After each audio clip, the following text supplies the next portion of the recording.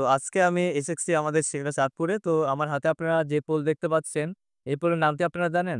এটার নাম বরুণ ফুল বা বরুণা বা বরনা ফুল। তো ইংলিশে এর নাম হচ্ছে স্যাক্রেড গার্লিক পেয়ার। তো খুব সুন্দর একটি ফুল এবং এই বসন্তের সময়ে যেখানে গাছটা রয়েছে, সেখানে কিন্তু পুরো গাছ সাদায় ছেয়ে যায়। কিন্তু সবথেকে দুঃখের যেটা বিষয়, সেটা হচ্ছে এর ফুল যতটা সুন্দর বা এই গাছ যতটা সুন্দর লাগে, এই ফুলটা কিন্তু ততটুকুই দুর্গন্ধযুক্ত।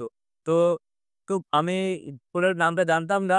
পরে আমি এটা গুগলে সার্চ দেওয়ার পরে এবং ফুলটা পাওয়ার পরে গন্ধ নেওয়ার পরে আমি অবাক। যে এত বাজে কোনো ফুলের গন্ধ হতে পারে এটা আমার জানা ছিল না। তো সেই সাথে আপনাদের ইন্টারেস্টিং তথ্য দিয়ে রাখি শুধুমাত্র বসন্তে এই ফুল ফোটে এবং এর কিন্তু একটা ফল হয়।